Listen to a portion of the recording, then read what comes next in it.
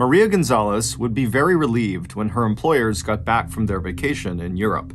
The 58-year-old live-in maid and all-around family companion looked up at the big house in the heart of Houston, Texas, where she had been employed for the last 5 years, ever since September of 1977. Maria's friendly brown eyes softened at the sight of the two little boys watching her from a downstairs window as she walked back into the mansion on Memorial Drive, carrying the morning newspaper. The paper was in English, so Maria, whose first language was Spanish, hardly gave it a glance before placing it neatly on top of the growing pile of newspapers in the home office of her employer, Houston lawyer James Campbell. Mr. Campbell and his wife Virginia had been gone almost 2 weeks now, and Maria had, as always, loved the time she had spent with the couple's two grandsons, 8-year-old Michael and 6-year-old Matthew. Maria and the boys had both arrived at 8901 Memorial Drive at nearly the same time. That was when Cindy, one of the Campbells' 4 daughters, had come back home to her parents following a divorce. Maria let out a sigh. Her feelings towards Cindy were a lot less warm than her feelings for the rest of the Campbell family. It had all happened 10 years ago, before Maria had joined the family, but everyone knew the story. In 1972, Cindy had run off to Colorado at the age of 17, and once she was there, she met and married a man named Michael Charles Ray. But right after her 2 boys were born, Cindy wanted out of the marriage, and her father had arranged the divorce, making sure that Cindy got full and exclusive custody of her kids. But then all Cindy had done was bring the boys back to the family home on Memorial Drive and hand them over to her parents to raise. And by the time Maria had arrived to help with the house and the boys, Michael and Matthew were both calling their grandparents Mom and Dad. And Cindy was living at her parents' expense in an apartment building that was part of the Campbells' various real estate holdings in and around Houston. And when Cindy did visit, it seemed to Maria that the second to youngest Campbell daughter was much more interested in getting money from her mom and dad than she was in spending any time with her own 2 kids. As Maria herded Michael and Matthew into the kitchen to make them a nice hot breakfast, the 3 of them chatted away in Spanish. Thanks to Maria, the boys were fluent in both Spanish and English, and now that they were getting a little older, they were also doing their best to help Maria brush up on her English skills. As Maria watched them settle down at the scuffed kitchen table to eat their scrambled eggs dotted with bright jalapeno and sweet red peppers, she had to admit that it was probably better that Cindy was not actively involved in her children's lives. From her apartment over the garage, where she'd had a bird's eye view of the Campbell household for 5 years now, it had seemed to Maria that Cindy mostly seemed to create problems for other people.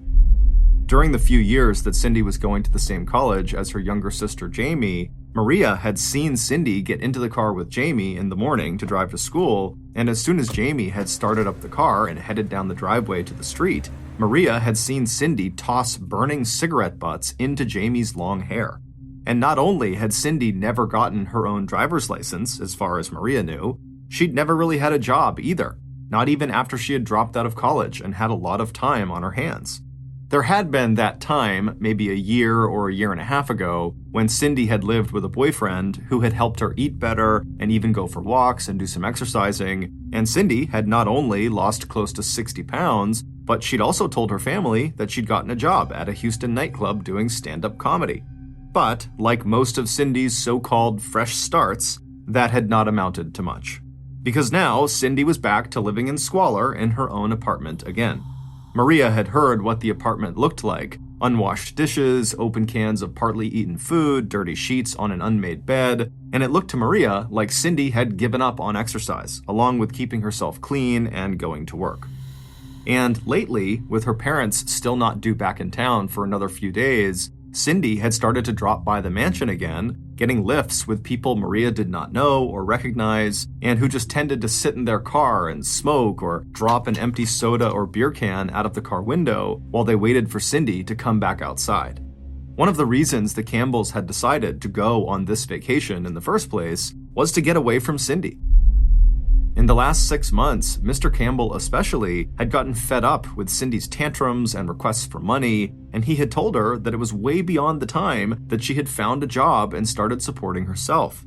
Mrs. Campbell still found it hard to say no to Cindy, But Maria knew that even Cindy's mother had finally run out of patience, and ever since her parents had turned off the money faucet, it seemed to Maria that Cindy was always in a very bad mood. Yes, Maria thought, as she and the boys all squeezed themselves onto the worn couch in the living room to watch a little TV, Maria would be very glad when Mr. and Mrs. Campbell arrived back home. It had made Maria uneasy hearing Cindy clomping through the house. Maria was a very strong and capable woman, but she had decided that she would rather not be alone at the house when Cindy stopped by for those visits. But a few nights later, on June 9th, 1982, when Maria opened the big front door of the brick and flagstone house to welcome the Campbells back home from their vacation, the housekeeper could see immediately that just stepping over the threshold back into their own home seemed to deepen the lines of worry around Virginia Campbell's intensely blue eyes. 50 years old and 5 foot 4 inches tall, Virginia's trim frame had gotten shorter over the years because of a slight curvature of her spine and the 3 decades she'd spent as a paralegal hunched over a keyboard. Now, the top of her head barely reached her husband's shoulders. But even though she was tired from all the traveling, Virginia gave Maria a warm smile. Over the years, the two women had become friends, as well as employer and housekeeper, and they had shared a bond in their love for Michael and Matthew. Maria appreciated Virginia's sense of humor, and she liked that her employer did not show off her wealth with expensive and fussy furniture. Despite its size, the inside of the Campbell's house was comfortable and plain. Mr. Campbell sometimes accepted TVs and other appliances in place of payment from his clients, and inside the living room there were 2 TVs, one stacked on top of the other. There wasn't very much that was fancy about Virginia either. She was a hard worker, she enjoyed wearing inexpensive costume jewelry, and if Maria could find one fault with her employer, it was that Virginia was maybe overly generous with everybody and maybe a little too timid when it came to speaking her mind. The same could never be said of Mr. Campbell.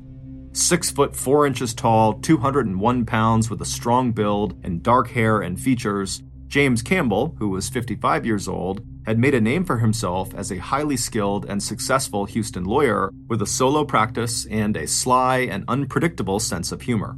He was well known not just for winning cases, but for his courtroom theatrics. With his trademark Panama hat with its wide brim and his slightly rumpled suits, he was delighted when lawyers for insurance companies underestimated his ability to collect money on behalf of his clients for physical or mental or emotional injuries. He was also a devoted husband and family man. He and Virginia had met when they were both in college in Los Angeles, California, and they had been together ever since. James regularly fired difficult clients and refused huge cases that would take up too much of his time. The Campbells seldom drank or entertained, although they did have a circle of close friends that they liked to spend time with. James's only exercise was playing golf, and most of the time that he was out on the green, he was chewing one of his favorite brands of cigars. Now, even though the couple worked together in James's law office, both James and Virginia were thinking about retirement. In the last year, Virginia had had a health scare. She discovered a lump in her breast, and even though it turned out not to be cancer, it had reminded her and James that there was more to life than just the practice of the law. And even though the couple had done well for themselves financially, if they were going to retire, then they wanted to cut back on unnecessary expenditures, like continuing to support their 27-year-old daughter, Cindy. So, while their vacation was a welcome break for James and Virginia, it hadn't really done anything to solve the family's Cindy problem or change the resentment Cindy was feeling about her parents' decision to finally push her out of the nest. One look at Virginia's tired face, and Maria decided not to even mention Cindy's recent visit to the house while her parents were away. But Cindy herself had no intention of protecting her mother from worry. Instead, she seemed eager to make sure that her mother was as miserable as possible. 2 days after the Campbells had returned from their vacation, and while James was at his law office, Cindy had arrived at the mansion on Memorial Drive and yelled and screamed at her mother, demanding more money.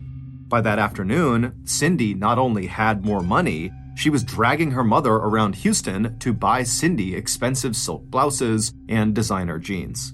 The next day, June 12th, Michael and Matthew were waiting for Maria when she came into the main house first thing in the morning. The boys cried when they told Maria about the big fight late the night before between Virginia, who they called Mom, and their biological mother, who they just called Cindy, that had occurred when Virginia gave Cindy a ride back to her apartment with all her shopping bags full of new clothes. Maria calmed the boys down as best as she could, but it was clear to Maria that Virginia Campbell was just too timid to stick up for herself.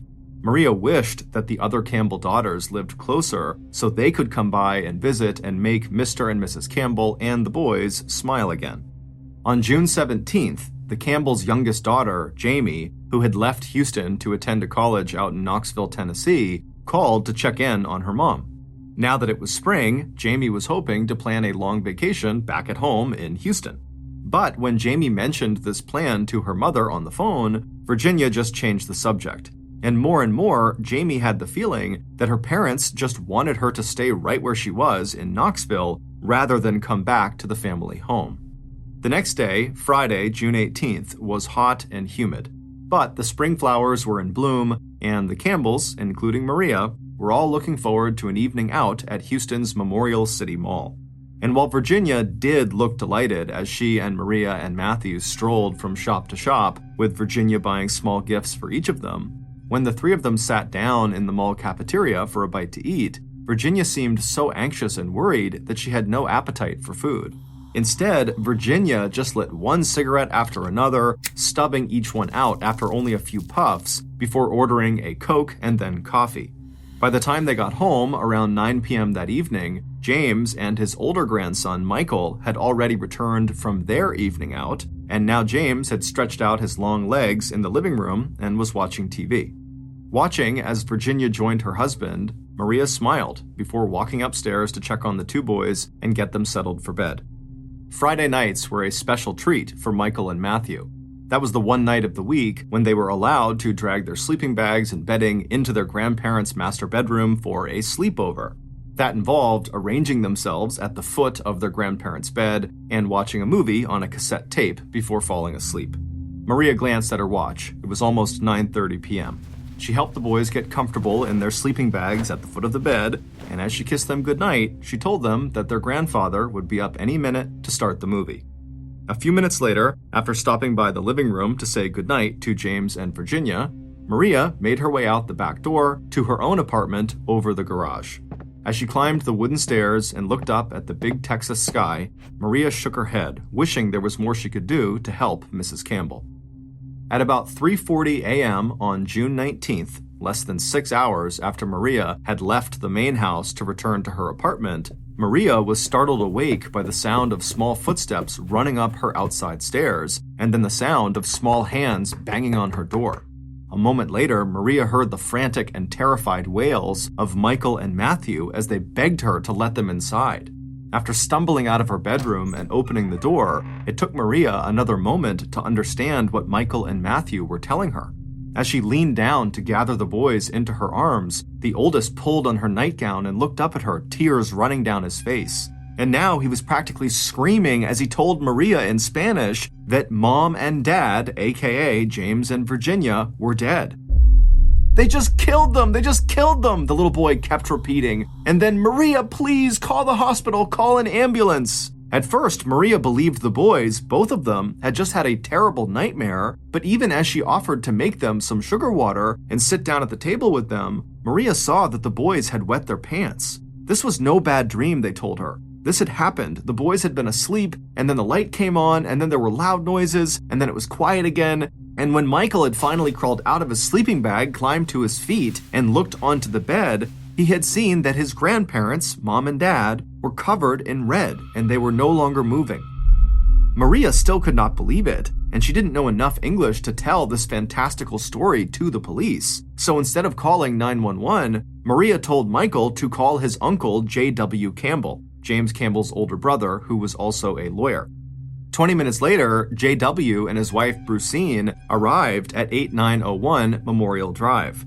While J.W. waited in Maria's apartment with the two boys, Brucine and Maria made their way over to the back entrance of the main house and stepped inside through the unlocked kitchen door.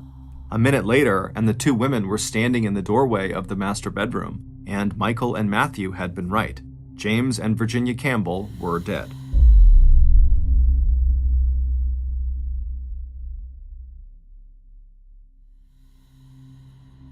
By 4:13 a.m., just half an hour after Maria had come suddenly awake, Houston police and medical personnel had arrived on the scene.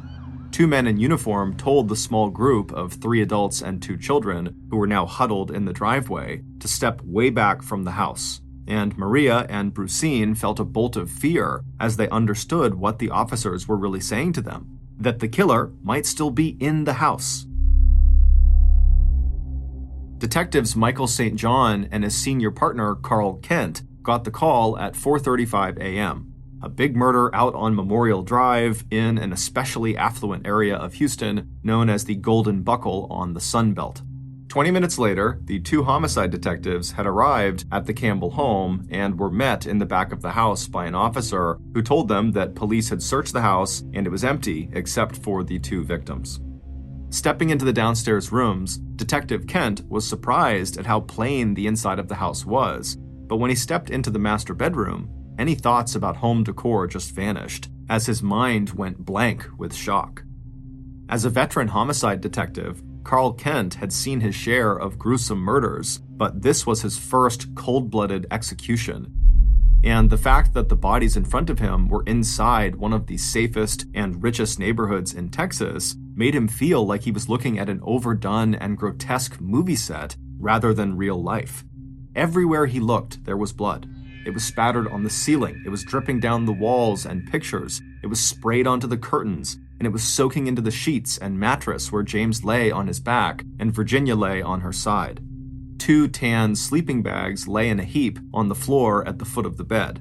Detective Kent wondered if the killer had even realized that the Campbells' grandsons and potential witnesses were lying right at the shooter's feet when the shots were fired. Detective Kent left his junior partner and the crime scene techs to do their work. He had already noticed some spent shell casings in the bedroom and a plastic surgical glove in the living room that the killer may have dropped on their way out of the house. But right now, Detective Kent wanted to talk to his first person of interest, James Campbell's brother, J.W., the man Maria had told Michael to call even before calling police.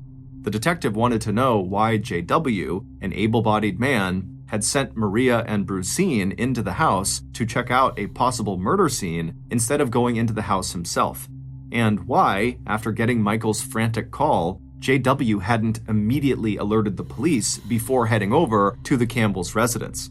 And when Detective Kent eventually spoke to the Campbells' grandsons about what they had seen, the oldest said what his uncle J.W. had told him to say: "I have a right to remain silent." The detective couldn't help but wonder if J.W. had anything he was trying to hide.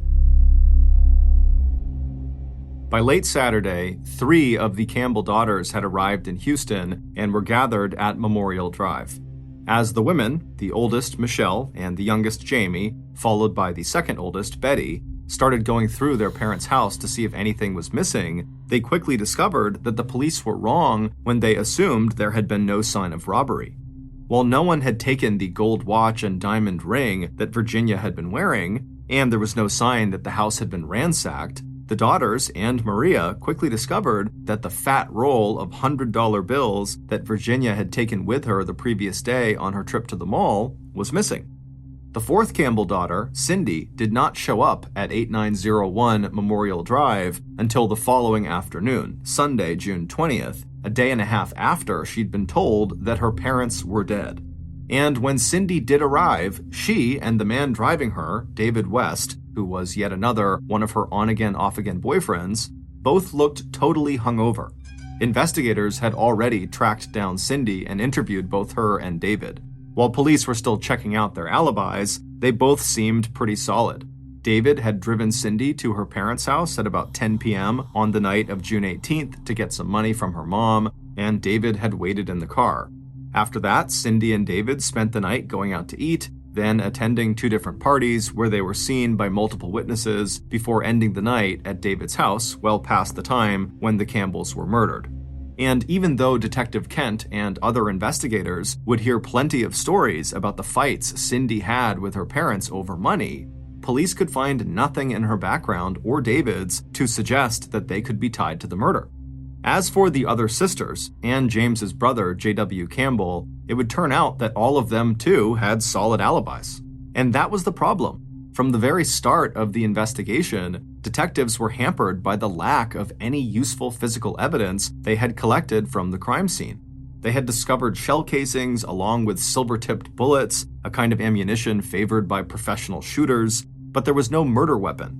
They had discovered the point of entry into the Campbell's house, a downstairs den window that had been left unlocked, and in front of the window, a sofa that Maria told them had been pushed out of its usual place under the window.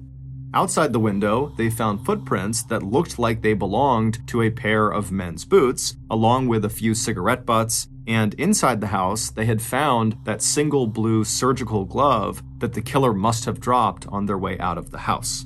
Today, crime techs would have been able to run DNA tests on the cigarette butts and inside of the surgical glove, but back in 1982, the only forensic tool police had were fingerprint tests, and the killer, who appeared to have worn gloves during the attack, had not left any prints at the scene. But even without any solid leads, police continued the slow process of investigating every other clue they could find. They interviewed James Campbell's clients and anyone else whose name came up as someone James had crossed in a court case. They also tracked down Cindy's ex-husband and the father of her children, Michael and Matthew, but it turned out that in addition to having an alibi himself, the boys' biological father had no interest in getting custody of the boys. The same was true of Cindy. On June 23rd, the day after her parents' funeral, Cindy had arrived at the house to take Michael and Matthew home with her. Over the objections of both Maria and the children and her sisters, Cindy had marched out with Michael and Matthew. But less than a week later, she had given up completely on parenthood. Police got a call from the DePelchin Children's Center and Adoption Agency saying that Cindy Campbell had just turned her two young boys over to the center. After police went to the orphanage and retrieved the children, the Campbells decided that the safest place now for Matthew and Michael was to stay in the care of their uncle, J.W., a lawyer, and his wife, Brucine. Over the next 4 months, the Houston police racked up so much overtime investigating the Campbell murder that they could only put in for half of it and still expect to get paid. They followed up on tips that the mafia might be involved. They followed tips from a prison inmate bragging about slitting the throats of some rich couple in Houston. And because Cindy's three sisters had zeroed in on Cindy as their prime suspect, the police did spot surveillance checks on Cindy and on David, even though the couple seemed to have broken up and gone their own separate ways. But even as the investigation slowly sputtered to a halt, the family drama among the Campbell sisters was just swinging into high gear. Cindy wanted her parents' house sold and the estate settled right away so she could get her share of her parents' money. But it turned out that most of the Campbells' wealth was tied up in real estate, not cash or stocks or bonds, and Cindy's sisters wanted to hold off on selling the house or other real estate holdings until the market improved and they could get a better price. And while investigators were eager for any new evidence, the frequent calls they were now getting from Betty and Jamie insisting that their sister, Cindy, had to be guilty of something had started to sound more and more unreliable, like detectives were just hearing the same old lines from a long-running and distorted family argument. By the end of October 1982, almost 5 months after James and Virginia were shot in their own bedroom, investigators quietly shelved the Campbell murder case. There were a lot of other homicides in the huge city of Houston that were just as important and a lot easier to solve. It wouldn't be until February 1985, more than 2 years after the murder of James and Virginia Campbell, that investigators would finally get the tip they were hoping for. And when that call came in, the story police heard was so unbelievable that not only would it make detectives yank that cold case right off the shelf, it would also put the Campbell homicide case onto the front pages of national newspapers from Washington, D.C. to Los Angeles, California. Based on that big tip and follow-up work by police, here is a reconstruction of what really happened in the early morning hours of June 19, 1982, at the Big Brick House on 8901 Memorial Drive in one of Houston's most affluent neighborhoods. At 2:30 a.m. on Saturday, June 18th, the Campbell's killer cleaned the .45 caliber pistol one more time before sliding the magazine of silver-tipped bullets inside. By 3 a.m., the killer had inspected the rest of the gear, smeared mud on the license plate of the car they'd be driving so no one could read all the numbers, and slipped on a tight-fitting pair of plastic surgical gloves.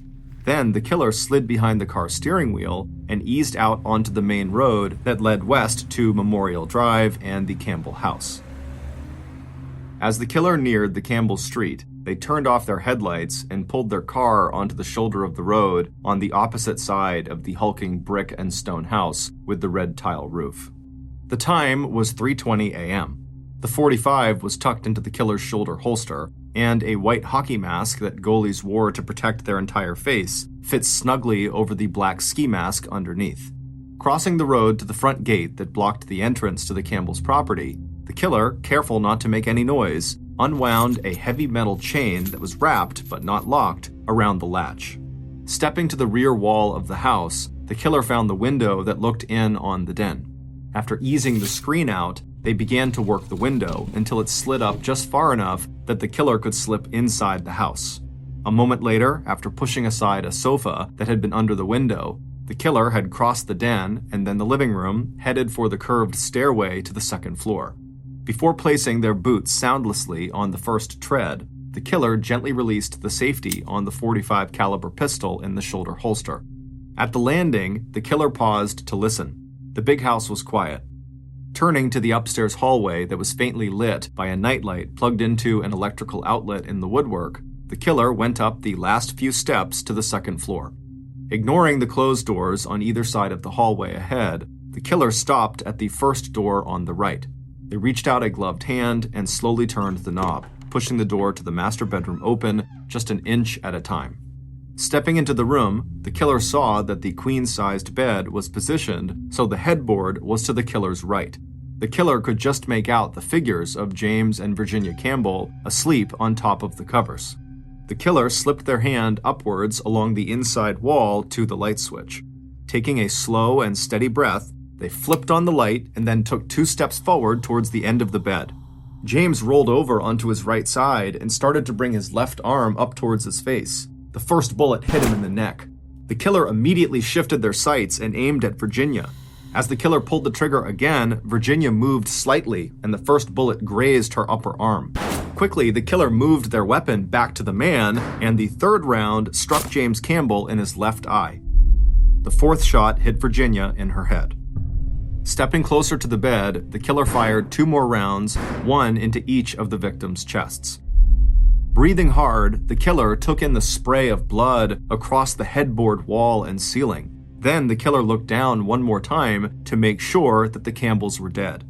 All of 12 seconds had passed since the killer had switched on the light. Turning, the killer ran out of the room, down the curved stairway, through the living room, and out onto the front yard.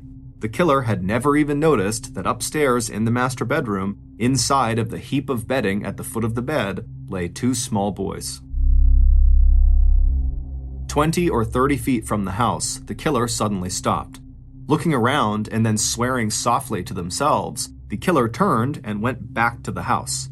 The killer saw her at once, crouched on the living room floor in the dark, patting her hands over the rug, looking for the blue surgical glove she had dropped. Even without her black ski mask on, with her hair tucked inside of the man's hat and dressed in a man's coat and boots, it would have been hard for anyone to recognize the figure as Cindy Campbell. Sweating under the hockey mask and his hooded field jacket, David West grabbed Cindy's arm and pulled her to her feet. "Come on," he told her, "let's go." A few seconds later, they were both back inside of the car to Buffalo Bayou, a marshy body of water in Houston where they would get rid of everything that could connect them to the murders they had just committed. The plot to kill James and Virginia Campbell started to take form 2 years earlier, back in the fall of 1980. That's when a 22-year-old ex-Marine named David Duval West first met Cindy Campbell. The meeting happened totally by chance at the Student Center at the University of St. Thomas in Houston, where Cindy and her younger sister Jamie were both students. David was not a student, but he sometimes came to the Crooker Student Center to eat lunch. The 2 sisters were sitting there together one fall afternoon when David walked in and, recognizing Jamie as a girl he had once dated, walked over to their table to say hello. When Jamie introduced David to her older sister, Cindy, At first, David was repelled by Cindy's physical appearance. David only liked women who were slim and attractive in a very conventional way. At 5 foot 4 inches tall and weighing 180 pounds, Cindy, with her stringy brown hair and round face, could hardly have been further from David's ideal. Except that David found himself noticing how long Cindy's eyelashes were and how her hazel eyes had an exotic tilt to them. And the second time he bumped into Cindy a few weeks later, he stopped again to talk. And this time he told her that she could actually be very attractive if she just lost a little weight and tried a little harder with her appearance. A few days later, David got a call from Cindy. She asked David out on a date, and David said yes. When Cindy hung up the phone, she turned to her sister, Jamie, who was sitting in the same room with her at 8901 Memorial Drive, and Cindy said this about David, quote, "He's really gross, he looks like a pig, but you know what? He'd be easy to train." End quote. And it would turn out that Cindy was right. David was very easy to train.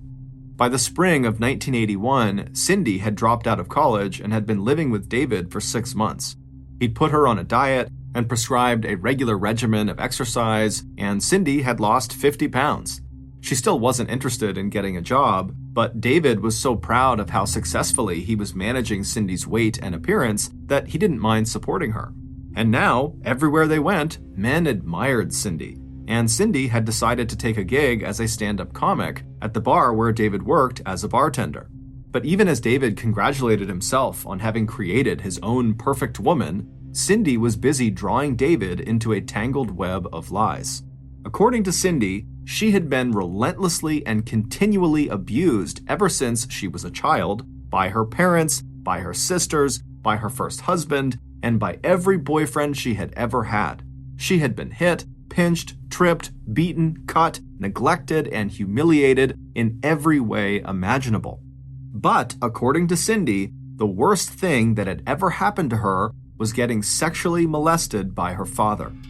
For weeks and then months, Cindy talked nonstop to David about the abuse she had suffered until finally David agreed with Cindy that both her parents were such horrible human beings that they deserved to die.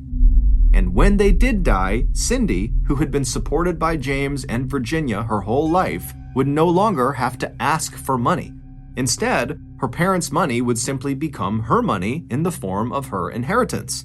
What David had no way of knowing was that Cindy told any person she became close to about being horribly abused. But depending on her audience, the type of abuse and the names of the abusers would change. As for her charge that her father had committed incest, she was just as likely to tell people that she herself was illegitimate and that James wasn't her father at all.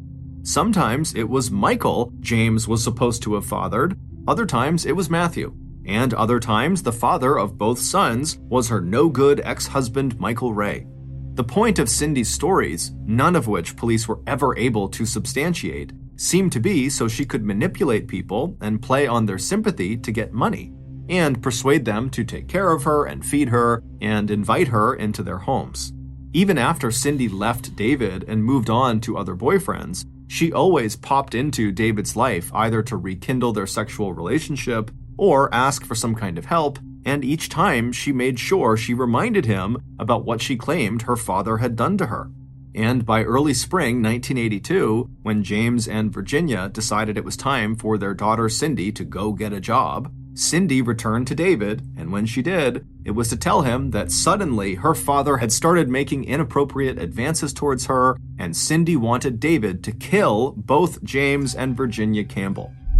So, while James and Virginia began planning their trip to Europe with a return date of June 9th, David and Cindy began to plan exactly how they were going to kill them. And by the evening of June 19th, David and Cindy were ready to put their plan into action. Weeks earlier, David had picked up a Combat Commander .45 caliber pistol from one of his friends, and he'd been going to a local shooting range to brush up on the marksmanship skills he had learned in the Marines. He'd also bought jackets, coats, ski masks, and boots for himself and Cindy, so even if anyone saw them, no one would recognize them. While her parents were in Europe, Cindy started dropping by the house on Memorial Drive. Not only did she help herself to towels and food, she also began trying the downstairs windows to see which one opened with the least amount of noise and effort. On the evening of June 18th, 1 hour after Cindy's parents and Cindy's sons and Maria had all returned from their evening out on the town, David drove Cindy to her parents' house at 10 p.m. so Cindy could get some cash from her mother. But the real purpose of that visit was to unlock the window in the den, so when Cindy and David came back at 3:30 in the morning to kill Cindy's parents, they would have a way to get inside the house. After that short visit to 8901 Memorial Drive, Cindy and David carefully set up an alibi, making sure they were seen at several parties that were too big for anyone to remember exactly when they left, only that they were there. And then, at 3:20 a.m., dressed to kill, David pulled the car they were driving up onto the shoulder of the road directly across from the Campbell's mansion. And when David slid into the Campbell's house through the den window that Cindy had left unlocked, Cindy was right behind him. And it was Cindy who led David up the stairs to her parents' bedroom. And it was Cindy who flipped on the lights just before racing back downstairs, where she dropped that blue glove to wait for David. And for months after the murders, it looked like David and Cindy may have committed the perfect crime. They only had one moment of panic when they realized that Cindy's boys were actually in the Campbell's bedroom when the murders were committed and might be able to ID them.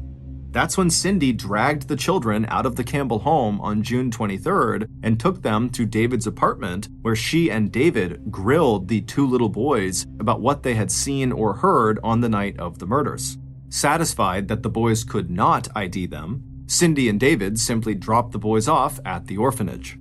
6 weeks after the murders, Cindy broke up with David and started borrowing large amounts of money drawn against her expected inheritance. And at the same time, the Houston Homicide Division put the Campbell murder investigation in the cold case files.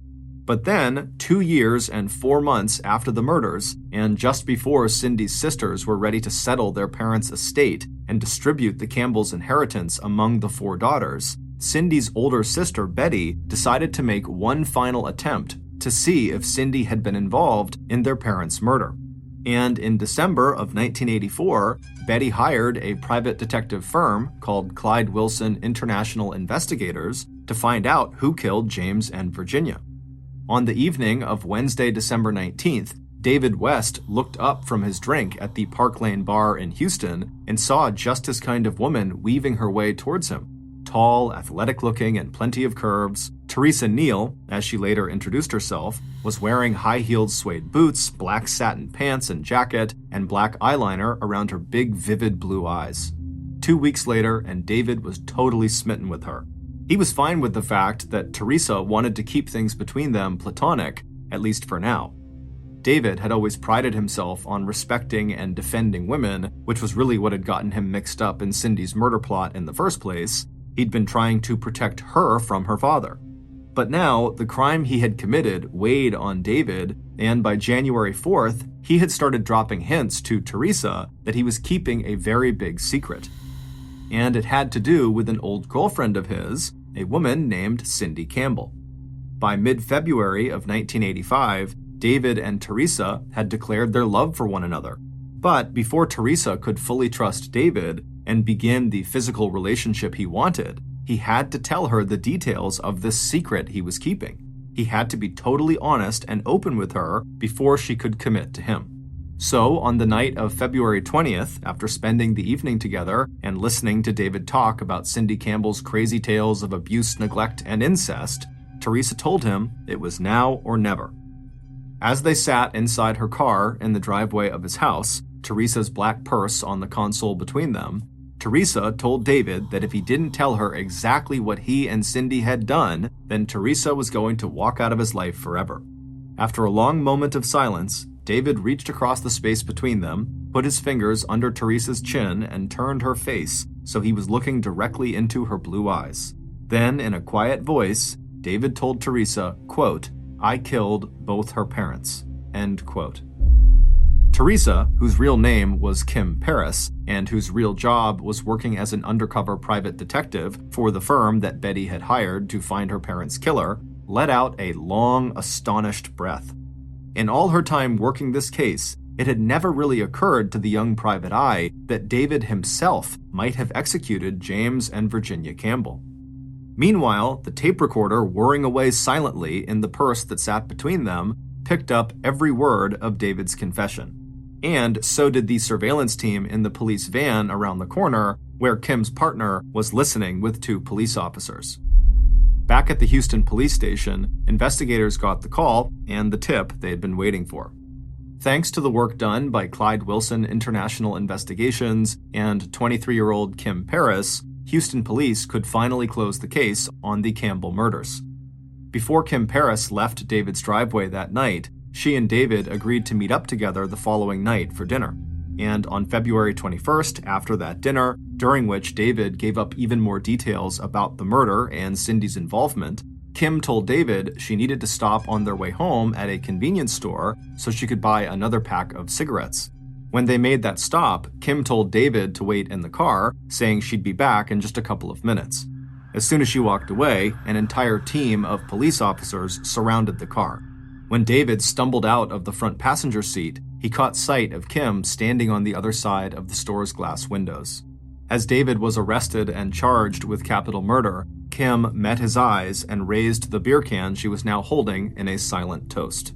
Later that same Thursday, Houston police issued an arrest warrant for Cindy Ray Campbell.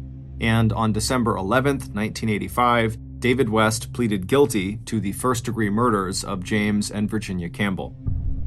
In exchange for that guilty plea, he did not face the death penalty, and he agreed to testify at trial against his one-time girlfriend, Cindy Campbell. David was immediately sentenced to life in prison. In June of 1987, Cindy was also convicted of first-degree murder and was also sentenced to life in prison. David is still incarcerated today at Ramsey Correctional Center in Brazoria County, Texas. As for Cindy, on September 13, 2021, while serving her life sentence at Mountain View Women's Prison in Gatesville, Texas, she died of natural causes. She was 65 years old.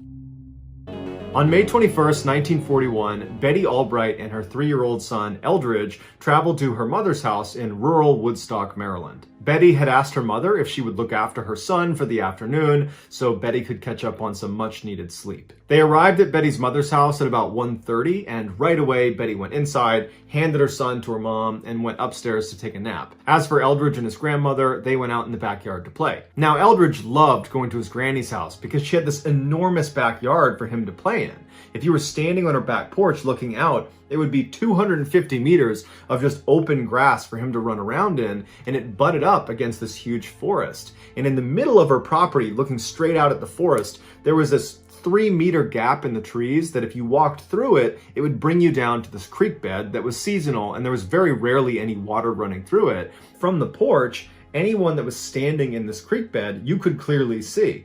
And so Eldridge was allowed to play in the creek bed, so long as he didn't go right or left in the creek, which would put him out of view from anybody on the porch. And so this particular day, when Eldridge and his grandmother went outside, Eldridge wanted to go play in the creek bed. So he immediately starts running across the yard towards it, along with his grandmother's 3 dogs. As for his grandmother, she just didn't have it in her to go all the way down to the creek bed, so she decided she would just sit on the porch and read a book and keep her eye on Eldridge. She remembers watching her grandson go all the way across the yard, get to the break in the trees, and then step down into the creek bed where he began goofing around with the dogs and throwing rocks and having a good time, clearly in view. And for the next 5-10 minutes, she just stared directly at her grandson and the dogs. And at some point, she picked up the book next to her and she began reading the book and then periodically looking up to check on her grandson and then back down to the book. At about 2 p.m., she was looking down at her book when she heard her grandson yell out for help. Now, 3-year-olds yell out for help all the time. Sometimes it's a big deal, and sometimes it's not such a big deal. But oftentimes, the sound of their voice gives away how serious it is. No matter what they say, it's like their tone gives away, should I take this seriously, or is this just a kid being a 3-year-old? And she would say that the way he was yelling sounded like a real emergency. When she poked her head up, even though she had seen him, less than a minute ago playing in the gap in the trees, now she's looking and he and the dogs are gone. And so of course she's alarmed. She hops out of her seat, she goes down the steps, and she starts walking across the yard towards Eldridge. Eldridge. And she's yelling his name and she's walking quickly. When she got about halfway across the yard, she heard Eldridge yell out again, except this time his voice was coming from way off in the forest, way farther away from the last time he had yelled out. It gave the impression to her that he had moved a great distance from the last time he yelled to her, and it triggered something inside of her that was telling her something is terribly wrong. And she began running towards the creek bed. Still no sign of the dogs. She can't see anything. She's just running towards the creek bed. When she gets about 10 meters away from the break in the trees, she hears her grandson yell out for a third time, barely audible, way off in the forest. He yells out for help, and as he's yelling, it sounds like someone has stifled him and covered his mouth mid-yell. So she runs through the break in the trees down to the creek bed where she stops, and she looks out in front of her, and it's just dense forest, and there's no Eldridge, there's no dogs, there's nothing. She looks to her right down the creek bed, and there's nothing down there, and then she looks to her left, and one of her dogs is in the creek bed, maybe 10 meters away, facing away from her, and the dog is positioned in such a way that it's clearly looking at something. And so she runs down to the dog thinking she's going to see maybe Eldridge or the other dogs, but there's nothing beyond the dog. The dog is just rooted to the spot. Its hair is raised, it's growling, and it's taking little steps back like it's been spooked at whatever it's seen or whatever it's looking at.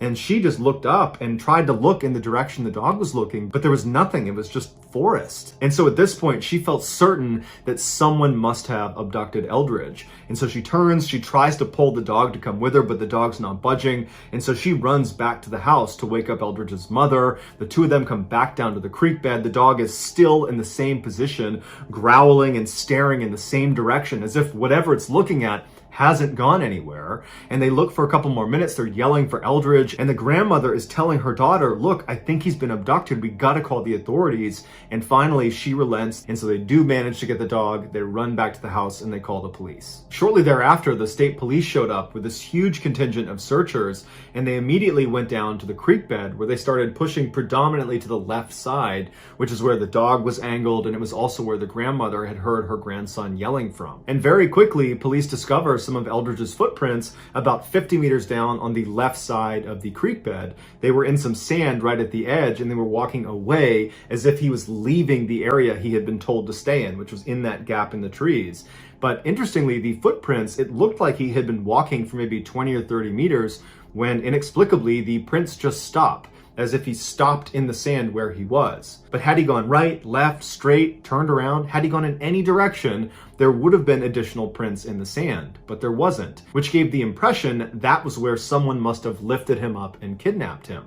But they never found any prints connected to a kidnapper. For the rest of the day and that night, they would not find any more signs of Eldridge or the other two missing dogs. The next day, about 24 hours after Eldridge had gone missing, there were a number of search crews that had gone well outside of the primary search area in hopes of maybe finding one of the two lost dogs, because they thought maybe they could bring them to the lost child. And this one crew that was 4 miles away from where Eldridge had gone missing, they were walking past a swamp when one of them heard what sounded like a child whimpering, and it was coming from inside the swamp. And so immediately they turn and start walking into the swamp, which had fairly deep water, and they get to this clearing and they see there's this rocky overhang with high grass all around it, kind of forming like a cave. And they hear this whimpering again, and it's coming from underneath that rock. And they rush over and they're pulling the grass aside, and sure enough, tucked underneath this rock, inside of this kind of makeshift cave, is Eldridge. He was laying on this really well-constructed bed of leaves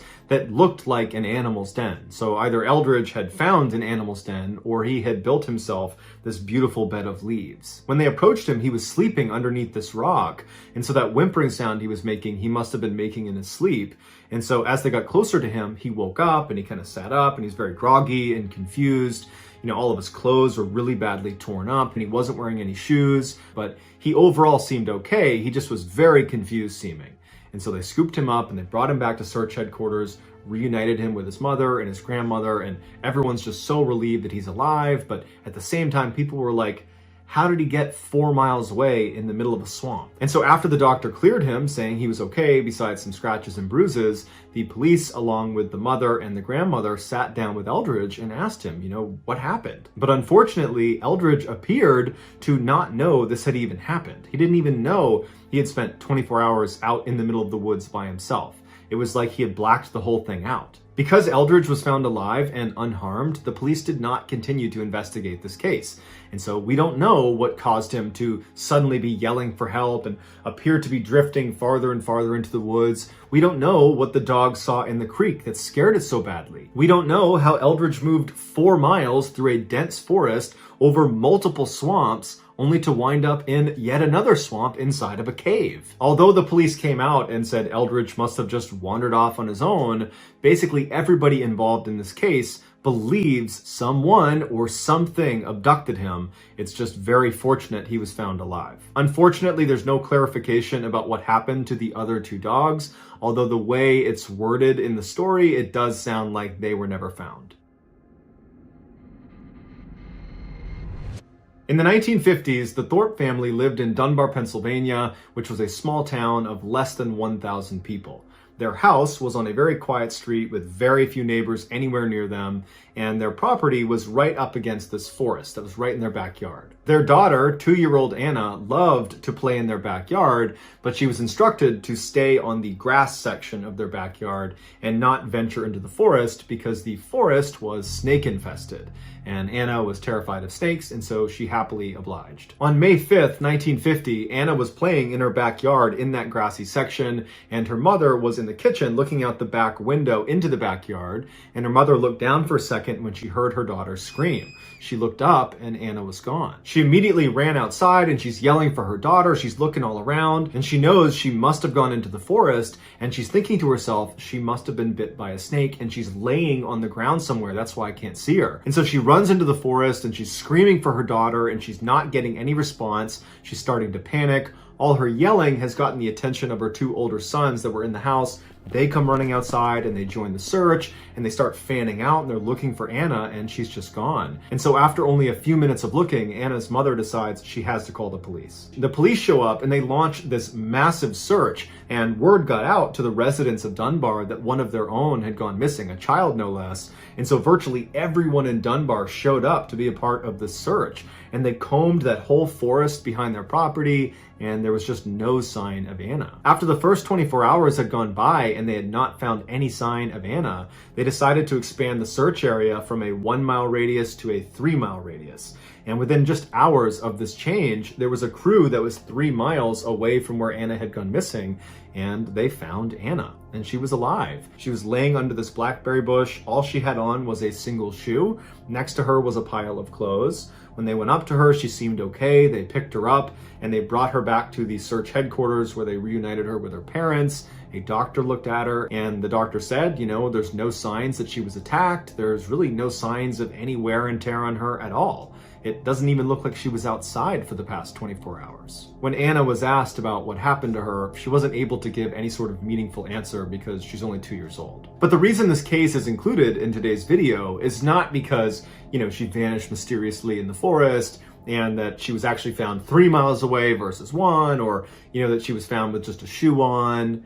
The reason it's included in today's video is because for her to have been found where she was found, the only way for her to have arrived at that spot was if she crossed 10 barbed wire fences. There was no other way for her to have gotten there. The only other way would have been a massive detour that she literally could not have covered. An adult probably couldn't have covered in the amount of time given. So this 2-year-old with no scratches on her body is found on the other side of 10 barbed wire fences. I mean, even if you take the barbed wire off of the fence, a 2-year-old climbing a large fence, that alone is kind of a Herculean task. And to do it without scratching your body, it's not possible. It's truly impossible. A May 7th article in the LA Times said the police were baffled by this 10 fence dilemma, and they said the only way it would make sense is if she had been abducted and dumped there. But the police also repeatedly said there was no evidence to suggest she had been abducted or attacked or harmed in any way. It was just where she was found did not add up. Ultimately, the police came out with a statement saying this had to have been an accident, that Anna, the 2-year-old, managed to just somehow walk her way past all these fences and was found where she was, and thank goodness she's alive.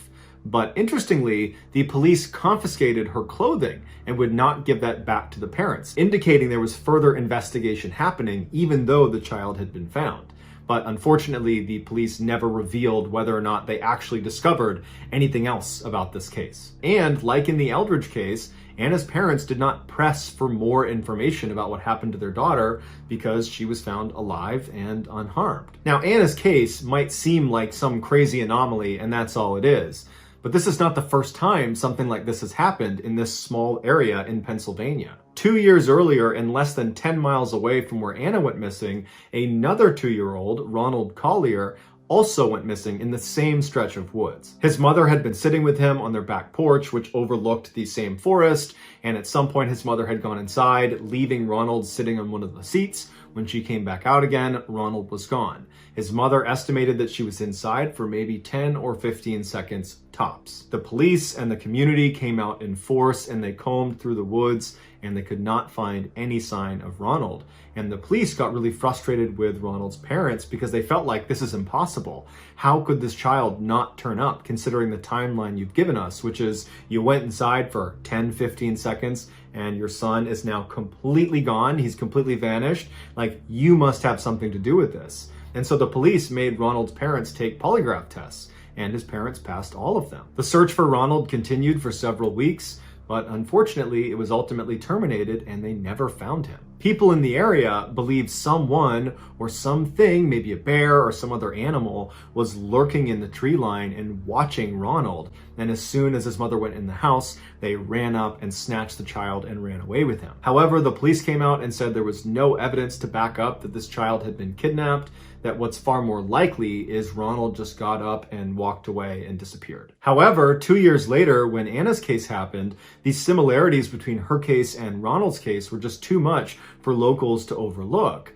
And so people began saying, it looks like Anna was abducted and placed where she was ultimately found inside of those woods. And so probably whoever or whatever took Anna is the same person or thing that took Ronald. But Anna was just lucky enough to survive. Although this mystery predator theory is just that, a theory, it does seem more likely than Ronald in 15 seconds getting up and running off into oblivion, never to be found again, and Anna scaling 10 barbed wire fences in a 24-hour period without a scratch on her body. Unfortunately though, we'll probably never know the truth.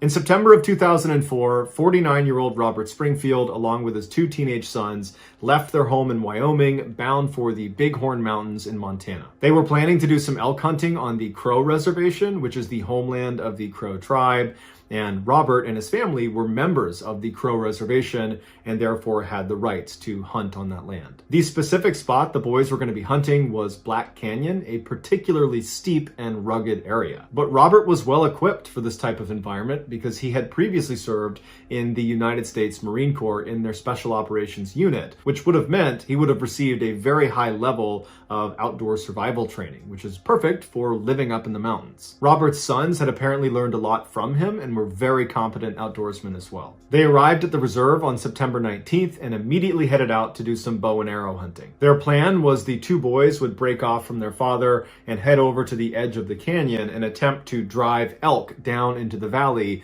so their dad could take a shot at them. But late in the afternoon, the 2 teenage boys had not seen a single elk, and so it was getting to be time to head back to the prearranged meeting spot, and so they packed up their stuff and they headed there. The boys make it to the meeting area, and their father, Robert, is not there. So they sit down and they begin to wait. And an hour goes by, 2 hours goes by, 3 hours goes by, still no sign of their dad. They can't get in touch with him. They have no cell phone service. And so they're thinking to themselves, okay, worst case scenario, he got turned around and he'll have to spend the night out in the cold. But he's got warm winter clothes on. He knows what he's doing. He'll be fine. And so as the sun was setting, the boys did finally leave to go tell authorities that their dad was, lost in Black Canyon somewhere. But it was just not registering for them that this could be life-threatening, that something really bad could have happened to their dad. He was just this Superman figure to them, and it just did not cross their mind. Authorities launch a search that night that includes the use of helicopters with thermal imagers doing low flyovers of the entirety of Black Canyon. Thermal imagers pick up a heat signature, and so anyone that is alive gives off a heat signature. And so at night, if you were flying overhead and you saw a person in the middle of a canyon where there's virtually nothing else around them, they would stand out like a bright light. But that night, the helicopters combed all over Black Canyon and they never saw Robert. However, authorities would say that, this guy, he's trained, former special operator, he probably went and found shelter. So he could be inside of a cave, or maybe he made himself a shelter with tree branches, and it's obscuring him from the thermal imager, and so we'll just have to look tomorrow. But the next day, despite bringing out hundreds of searchers and bloodhounds and people on horseback and more helicopters and planes flying overhead, there was no sign of Robert.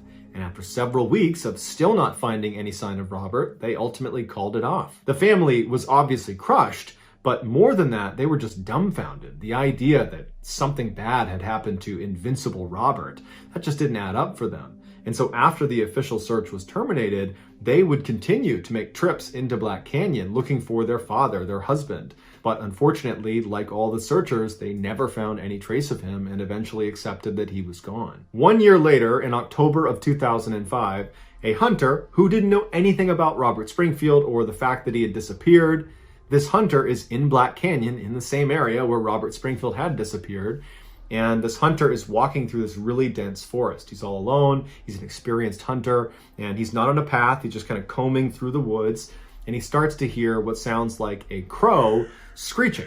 And at first, it doesn't really register with him. It's only in retrospect that he recalls this sequence of events. As he kept walking on, the screeching intensified to the point where he just could not ignore it. And so he stopped and turned to listen to this screeching crow that he couldn't see through the dense forest, but he could tell it was in that general direction. This hunter said as soon as he stopped, and he turned and began actively listening to this crow, he had this weird sensation that the crow was trying to actively communicate with him. It was a very strange experience. He had never had anything like it in his entire hunting career, and he spent lots of time outdoors. And so he felt like he had to go over and see what was going on with this crow. And so he starts walking towards the crow. He still can't see it. It's very thick vegetation, and he's getting closer and closer, and he gets to a place where he can just barely see this crow. It's in a clearing. There is this large tree stump right in the middle of the clearing, and this tree stump is not short. It's like 6, 7, 8 feet high in the air. It looks like this tree had broken in the middle and fallen over, and this crow is sitting on the top of this kind of gnarled stump. And the crow is just incessantly screeching. And from this hunter's perspective, he can see the crow and he's kind of staring at it. And as the hunter is looking at this crow, the crow suddenly turns and looks directly at the hunter. And it recognizes the hunter can see the crow, and the crow stops screeching and is just staring directly at the hunter. And this hunter would say he felt so unsettled by the sudden behavior of the crow, because it was almost like confirming the crow was looking for him, and now he had found him, and he stopped screeching and was looking at him. The bird continued to stare silently at the hunter, to the point where the hunter felt compelled to walk out of the vegetation into the clearing to kind of confront the crow. And so he stepped into the clearing, and the crow the whole time is not screeching anymore, just looking at the hunter.